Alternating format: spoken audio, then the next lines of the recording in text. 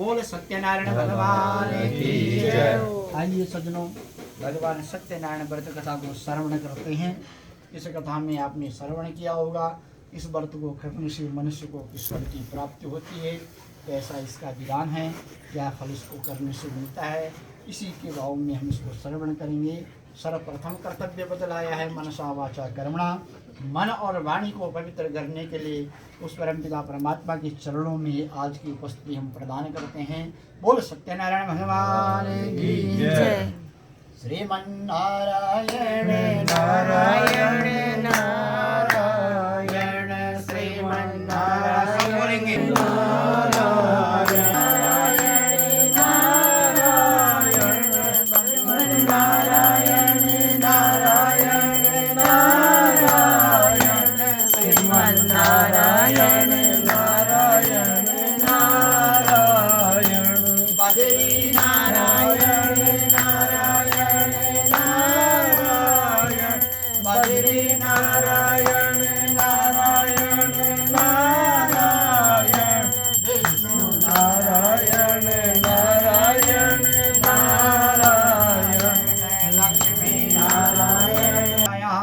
व्यासः वाचः एकदा नौमि सारण्ये ऋषया सोनकादया श्रुतं पौराणिकं दिव्यं सर्वशास्त्र विशारदा।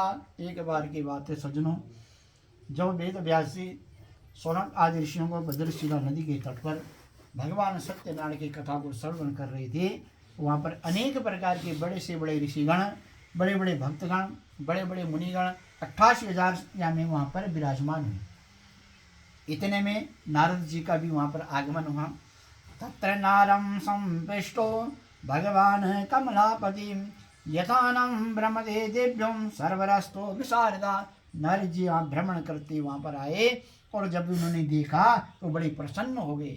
उन्होंने देखा कि इस कलिकाल में कहीं न कहीं परमात्मा की भक्ति के बड़ा है, जहाँ परमात्मा की भक्ति होती है वहाँ उनकी परमात्मा साक्षात परमात्मा की प्राप्ति होती है। जब वो भटकते भटकते आए, उन्होंने देखा कि सब जगह मैंने क्या देखा, पाप देखा। तीर्थ में भी लोग क्या कर रहे हैं, पाप कर रहे हैं, झूठ बोल रहे हैं, अनेक प्रकार के कपट कर रहे हैं। गृहस्थियों में गया, मैंने वहाँ पर कलेश देखा।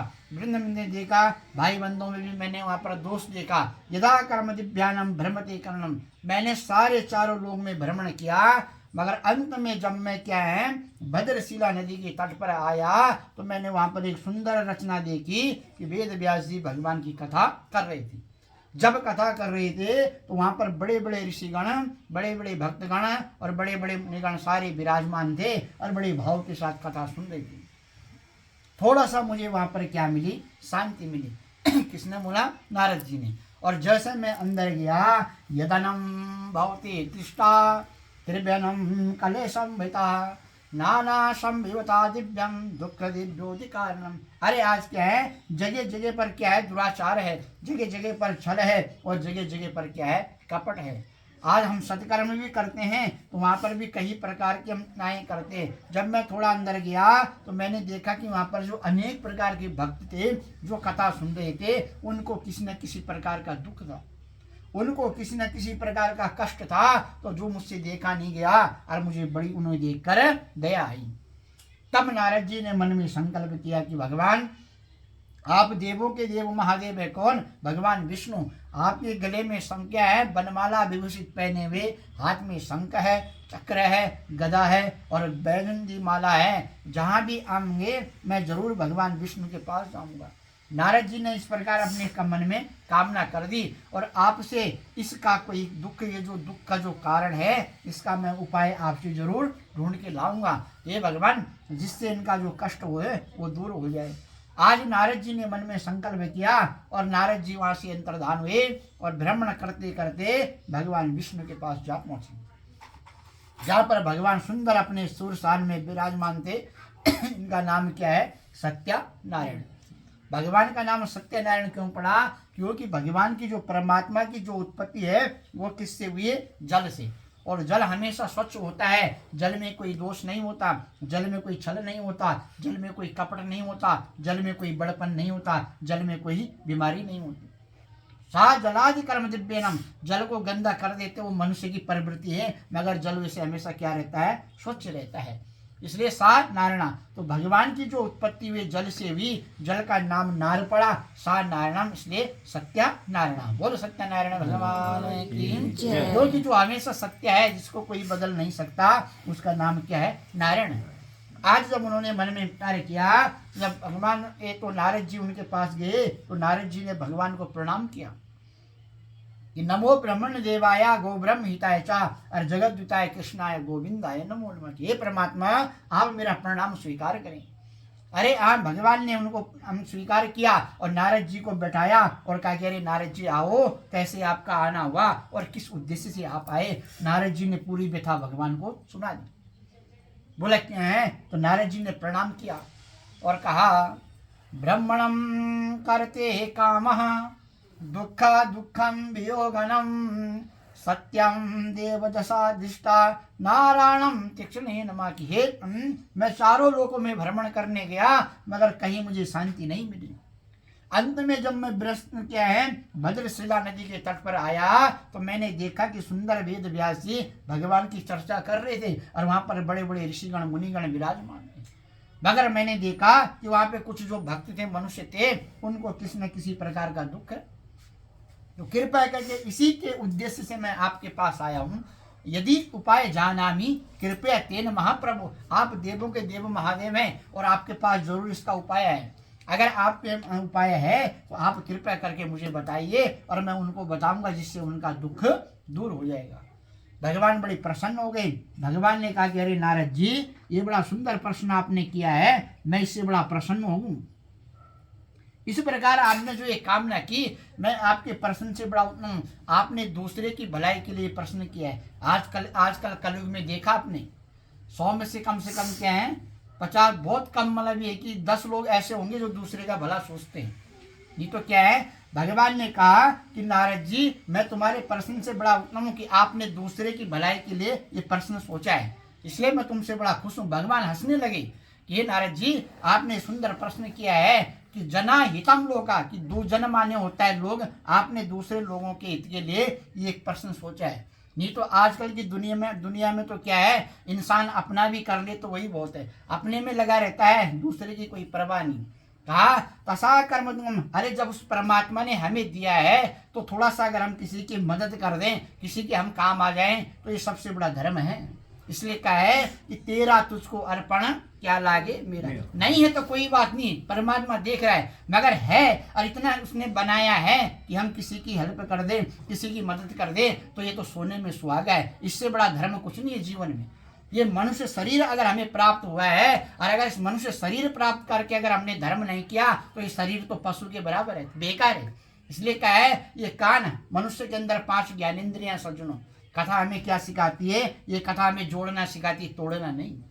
आज जब बनेगा तो भगवान जी मुस्कुराने लगे और नारद जी कहने लगे तो ठीक है। बोला नारद जी, बोला मैं इसमें आपकी क्या सहायता करूं। नारद जी उदास हो गए, बोले क्या सहायता करूं। अरे यदि उपाय जानामि कृपया तेन महाप्रभु, आप उपाय बताइए जिनसे उनका, उन भक्तों का, उन लोगों का कष्ट दूर हो जाए। भगवान ने कहा अरे नारद जी, मैं तो इसमें कोई सहायता नहीं कर सकता। बोला क्यों?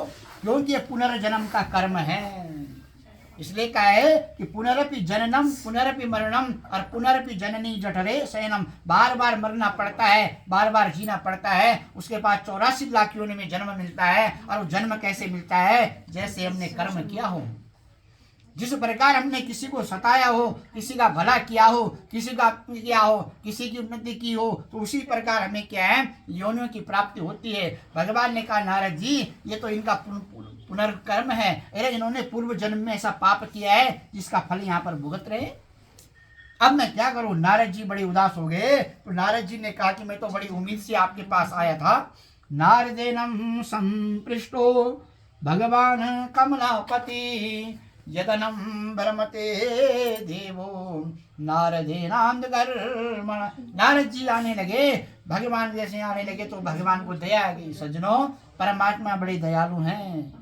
अरे भगवान बड़े दयालु हैं। भगवान ने सोचा इतनी दूर से आया है, मगर भगवान से रहा नहीं गया। अरे नारद जी रुको, अगर ठीक आप यहाँ आए हो तो चलो जो भी है ये सब अपने कर्मों का फल है। अगर हम भी यहाँ पर इस प्रकार कर्म करेंगे तो आगे चलकर हमें उसका फल जरूर मिलेगा। इसलिए कहा है ये व्रत स्वर्ग लोक में काम आने वाला, और पुण्य लोक में स्वर्ग कोई कह रहा होगा कि स्वर्ग न जाने कितना सुंदर बना होगा। सजनों, स्वर्ग भी यही है और नर्क भी यही है। जो हमने कर्म किया सब यही भुगत के जाना है। कोई हमने अच्छा कर्म किया होगा उसका फल भी हमें यही मिलेगा, किसी को हमने सताया होगा, कोई हमने अपना कर्म किया होगा उसका फल भी यही मिलेगा। इसलिए कहा है कि स्वर्गे मृत्य च दुर्लभम। अरे स्वर्ग कोई अलग से नहीं बना हुआ है, स्वर्ग भी यही है और नर्क भी यही है। बड़ी सुंदर वेदांत बतलाई, क्योंकि जब मनुष्य क्या है सत्कर्म करता है तो ये भक्ति का जो मार्ग है ये बड़ा सरल है, बड़ा सरल है, मगर जब वो देखते हैं तो दिखने में बड़ा कठिन लगता है। जब आप परमात्मा की भक्ति में डूबोगे तो फिर आपको भगवान की प्राप्ति शीघ्र होगी। आज जैसे जाने लगे तो भगवान ने कहा कि मन वांछितम फलम दृष्टम भगवान सत्यनारायण। अरे जाओ नारद, उन्हें बोलो कि मन वांछित की अगर आप कामना चाहते हो तो भगवान सत्यनारायण का व्रत करें, भगवान सत्यनारायण की कथा करें, भगवान सत्यनारायण का पूजन करें। आज धीरे धीरे नारद जी बड़े प्रसन्न हो गए, उन्होंने भगवान को प्रणाम किया और उनके पास गए, उन लोगों के पास, उन भक्तों के पास, और कहा अरे ये तुमने पूर्व जन्म के कर्म है। बोला पूर्व जन्म के कर्म है, कोई तुमने पहले कोई पाप किया है, किसी पे तुमने दुराचार किया है, किसी पे अत्याचार किया है, किसी के धन को आया है, किसी को सताया है, इसका फल तुम यहाँ भुगत रहे हैं। बड़ा सुंदर सा है, तीर्थो व्रतोद्यापनी दानम।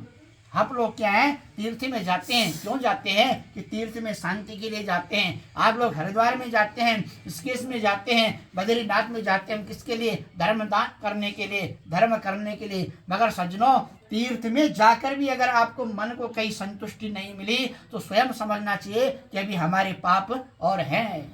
अगर हम कहीं तीर्थ में गए वहाँ पर दान करने के लिए, वहाँ पर स्नान करने के लिए, और वहाँ पर भी अगर हमारे मन में कहीं हो तो समझ लेना चाहिए कि अभी हमारे पाप पूरे नहीं हुए। इसलिए कहा है कि तीर्थो व्रतोद्यापनीय के दानम, तीर्थ में दान करना, तीर्थ में उद्यापन करना, तीर्थ में स्नान करना, तीर्थ में भोजन वितरण करना, ये सबसे बड़ा फल बताया है। आज नारद जी ने कहा कि अरे तुमने पूर्व जन्म में कोई पाप किए। सबने कहा महाराज क्षमा करें। अरे हो सकता है कभी जवानी में कोई पाप हो गया हो, अनजाने में कोई गलती हो गई है, मगर अब क्या करें। आजकल बोल सकते हैं आप किसी को कि तूने गलत काम किया, तुरंत जवाब दे देगा। मगर वो क्या कह रहे हैं कि नारद जी हो सकता है हमने स्वीकार किया है कि हमसे कोई गलती हो गई है, हमें पता नहीं, मगर अब आप क्या करें, आप हमें मार्गदर्शन बताएं। इसलिए कहा है कि बोला भगवान सत्यनारायण का व्रत करें। तो बोला हमें तो इस व्रत करना भी नहीं आता, हमें तो कथा करनी भी नहीं आती, क्या इसके लिए सामग्री है, क्या उसका उपाय है? हे नारद जी आप ही हमें बताइए। तब सबने नारद जी को प्रणाम किया। धनम देवदवातिष्ठो नारदेनं सुमंबया किम प्रयोजनम देव्यो किम फलम करुवारण। हे नारद जी इसके लिए क्या चाहिए? तब नारद जी ने बड़ा सुंदर भाव बताया कि भगवान सत्यनारायण जी को मनाने के लिए केले का फल, आटे का चूर्ण और दूध, घी, दही का इत्यादि का चरणामृत बनाकर भगवान को अर्पण करे, जिससे भगवान बड़े प्रसन्न हो जाते हैं। बोल सत्यनारायण भगवान की जय। धीरे धीरे सज्जनों उन्होंने ऐसे ही किया। देखो भगवान कैसे हैं, भगवान ने प्रसाद भी कौन सा मांगा कि जो गरीब से गरीब घर में मिल जाता है, कोई उसके लिए सोचना नहीं पड़ता है। भगवान ने कोई 5 स्टार का भोजन नहीं मांगा है। भगवान ने आटा गरीब से गरीब घर में रहता है, उसको भून कर बोला क्या है, उसको भगवान के लिए भोग तैयार करो। कदली फल, केले का फल हर समय, हर बरसात में, हर ऋतु में क्या है उपलब्ध हो जाता है, उसे बोला आप लाकर भगवान को अर्पण करें। और दूध, दही हर घर में प्राप्त हो जाती है, उससे बोला भोग अर्पण चरणामृत बनाकर भगवान को अर्पण करो। देखो परमात्मा कैसे हैं, बड़े सरल हैं। परमात्मा, हमारा जो मन है ये मन बड़ा चंचल है सज्जनों। इस मन को अगर हम भटकाएं तो भटकेगा, और अगर परमात्मा से जोड़ना चाहें तो जल्दी से परमात्मा से संबंध जुड़ेगा। इसलिए ये मन बड़ा चंचल है, इसको कैसे मंगाना है, और जितना चंचलता रहेगी उतना फिर ये क्या हमें अदास्त कर्म धर्म से हमें दूर ले जाएगा। इसलिए क्या है भगवान बड़े सरल हैं। भगवान ने भोग भी ऐसा मांगा कि जो हर घर में प्राप्त हो जाता है। आज सबने ऐसा किया, और जब सबने ऐसा किया तो सुंदर उन्होंने भगवान को भोग लगाया, भगवान का व्रत करना शुरू किया, सारा दुख था वो सारा दूर हो गया। इसलिए कहा है कि मन वांछितम फलम, जो मनवांछित फल की जो कामना चाहता है वो भगवान सत्यनारायण का व्रत करें। आज सज्जनों, आगे चलकर सौनक आदि ऋषि ने वेद व्यास जी को प्रणाम किया और कहा कि महाराज ये सुंदर कथा आपने हमें श्रवण कराई, अब कृपा करके आगे की कथा हमें श्रवण कराएं। तब वेद व्यास जी कह रहे हैं, विद्या विवादाय धनम मदायाम शक्ति परेशान परपीडनायाम कलस्य साधो विपरीतमे तत् ज्ञानाय दानाय च रक्षणाय। बोले किसी वंश में आगे चलकर एक काशीपुर नाम का एक नगर था। वहां पर एक गरीब और बूढ़े और बड़े विद्वान ब्राह्मण रहते थे।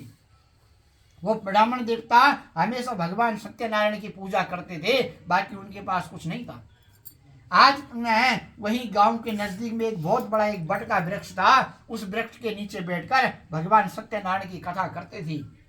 सज्जनों, भगवान की पूजा से आज एक दिन भगवान ब्राह्मण की पूजा से साक्षात भगवान विष्णु बड़े खुश हो गए और ब्राह्मण का रूप धारण करके उन्हें दर्शन दिया। हे ब्राह्मण देवता, क्योंकि ब्राह्मण से कोई प्रेम करे न करे मगर भगवान जरूर प्रेम करते हैं, क्योंकि शास्त्रों में भी वर्णन आया है कि ब्राह्मण भी देवता के समान है। मूला कैसे कि देवादीनम जगत सर्वा और मंत्रादीनम च देवता और तय मंत्र ब्राह्मणम दीनम तस्मत विप्र देवता। आप अपने घर में क्या है पूजा करते हैं, किसको बुलाते हैं? पंडित जी को। और भगवान की आप पूजा करते हैं तो जब भगवान किसकी मुट्ठी में है? मंत्र की। और मंत्र किसकी मुट्ठी में? ब्राह्मण की। जो ब्राह्मण उस मंत्र को जानता है और आपको क्या रखो, आपकी जो कामना है, आप लोग यहाँ पर बैठे, आपने आज भगवान की कथा की, किस उपलक्ष्य में की कि आप सेवा निवृत्त हो रहे हैं रावत जी, उसी प्रकार ब्राह्मण ने आपका गोत्र का उच्चारण किया, आपका सारा इंट्रोडक्शन भगवान को दिया कि फलाने फलाने गाँव के हैं, फलानी जगह में है, वर्तमान समय में देहरादून में रह रहे हैं, इस जगह पर है, इस अवसर पर, और इसके निमित्त आपका गोत्र, आपका नाम, आपका परिवार का नाम भगवान के चरणों में स्मरण किया। इसे कहते हैं संकल्प।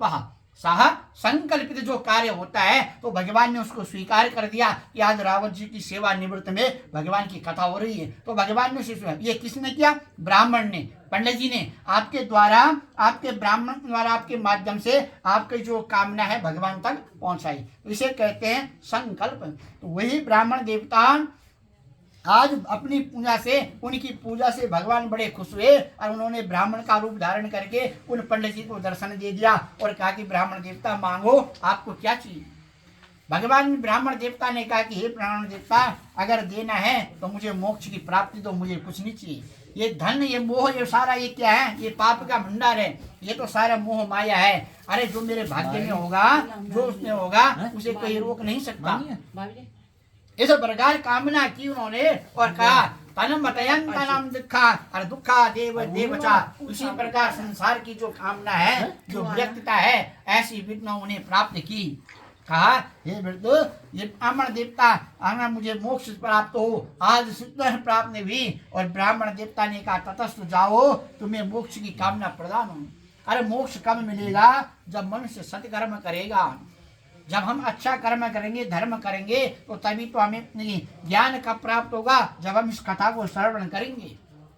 आज धीरे धीरे प्रातः काल उठकर ब्राह्मण देवता वहाँ पे भगवान वहां से गए और वहां पे भगवान सत्यनारायण की पूजा कर रहे थे। ब्राह्मणों अति दरिद्र हम भिक्षम मारते समागता। अरे ब्राह्मण का कर्तव्य क्या होता है? भिक्षा मांगना। जो उन्हें भिक्षा में धन प्राप्त होता था उसे भगवान की पूजा में लगा। तेरा तुझको अर्पण क्या लागे मेरा।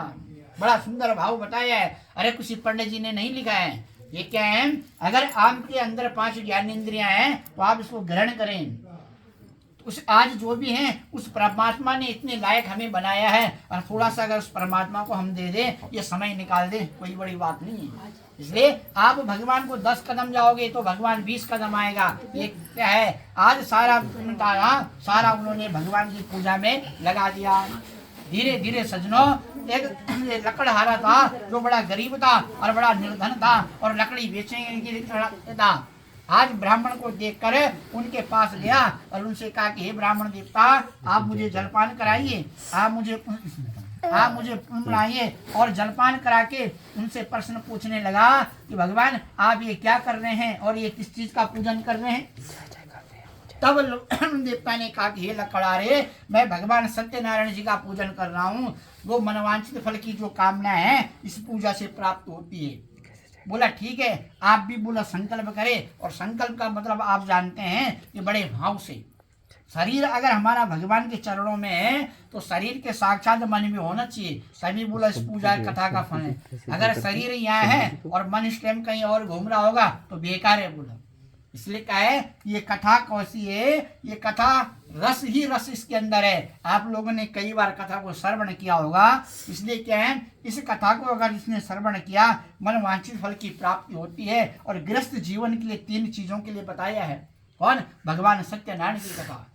सुख शांति को देने वाली, धन धान्य को बढ़ाने वाला और संतान को देने वाला। गृहस्थ जीवन में जो भक्तगण इस व्रत को लेता है उसके घर में सुख शांति भी रहती है, धन की भी वृद्धि होती है और संतान की भी प्राप्ति होती है।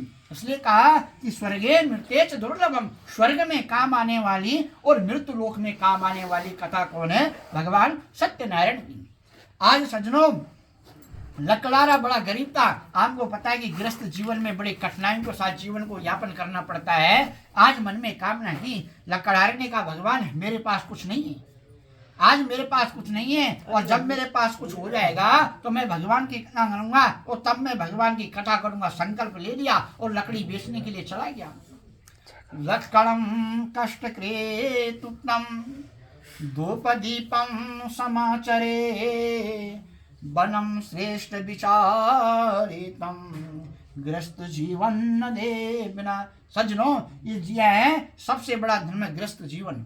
और गृहस्थ जीवन हमको पता है कि गृहस्थ जीवन में कई प्रकार की कठिनाइयां आती हैं, कई प्रकार की समस्या आती हैं, कई प्रकार के विपत्ति आती है, मगर धन मृदादि कर्म कृष्णानम और स्वास्थ्य गृहस्थ जीवनम। अरे क्या है, मनुष्य को क्या है, एकाग्र तो होना चाहिए। जिस प्रकार कामना है, जिसने अपने गृहस्थ का सही से पालन कर दिया उसे साक्षात परमात्मा की प्राप्ति हो जाती है।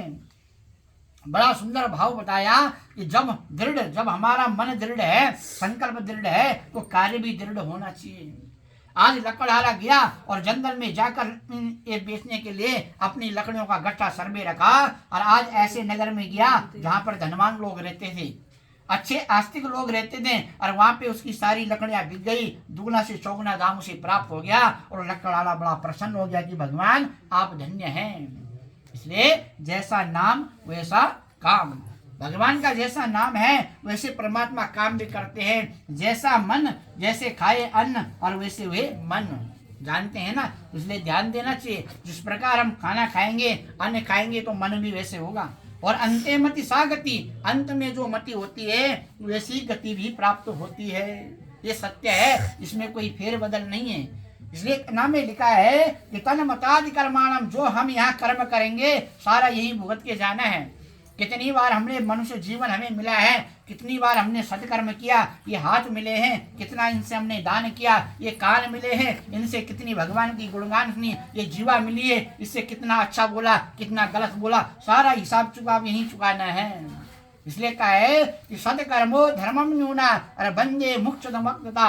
इसी प्रकार सज्जनों, आज लकड़हारा बड़ा प्रसन्न हुआ और साथ में खूब सारा धन लेकर, खूब सारा लेकर घर की ओर आने लगा। तो भगवान को कहा कि घर में जाकर कथा करूंगा। जैसे घर में आया तो पत्नी ने देखा और कहा कि महाराज ये स्वामी, आज ये क्या बात है, ये कौन सा चमत्कार हो गया है। कहा कि एक बूढ़े पंडित जी ने मुझे बताया और आज मेरी लकड़ियां सारी बिक गई और अब हमने अपने घर में भगवान की कथा करनी है। बोला कौन से भगवान? बोला सत्यनारायण भगवान। सजनो, भगवान सत्यनारायण सुंदर ढंग से अपने भाव से दोनों पति पत्नी ने भगवान का स्मरण किया, अपने बंधु बांधों सबको, अगल बगल पड़ोसियों को सूचना दी और अपने घर में कथा की। सबने देखा कि ये गरीब लकड़हारा और आज भगवान की कथा कर रहा है। सजनों, भगवान की नजर में कोई छोटा बड़ा नहीं होता है, ध्यान रखना। अगर इसको घमंड होगा ना कि हम बहुत बड़े हैं, तो भगवान की नजर में क्या है, तसान कर्म दुखानम सर्व दुष्टोति का, क्षण भर में भी उसे क्या है, व्रत नहीं होता। इसलिए सबने देखा, अगल बगल पड़ोसियों ने कि आज एक छोटा सा लकड़हारा और भगवान की कथा कर रहा है। सज्जनों, भक्तम भक्ति चिंतानम दुख दारिद्र में औचा। भगवान तो किसके भोग हैं? भाव के। सज्जनों, अगर आप सोचना कि भगवान क्या है, पंडित जी की स्टाफ चलता होगा कि भगवान पहले पंडित जी के घर में आएंगे, पंडित जी से अच्छी पूजा आप करोगे, अच्छा भाव आपके मन में होगा, अच्छा प्रेम आप करोगे, तो पहले पंडित जी के घर में नहीं, भगवान पहले आपके घर में आएंगे। क्योंकि भगवान किसके भूखे हैं? भाव के। तो जिस भाव से आप भगवान को मनाना चाहते हो, आज देखा तो भगवान ने कहा बिना नशेन कर्माणम दुख दारिद्र में हुआ। लकड़हारे ने अपने घर में कथा की, पंडित जी को बुलाया और सुंदर ढंग से भगवान आए, भगवान बड़े प्रसन्न हुए। पनामतेन कर्माणम धनवानुष्ट कारणे। अंत में जब कथा हुई तो भगवान ने लकड़हारे को आशीर्वाद दिया कि जा हे लकड़हारे, तेरे गृहस्थ में कभी धन की कोई कमी ना हो। एक निर्धन से उसे धनवान बना दिया। बोल सत्यनारायण भगवान की।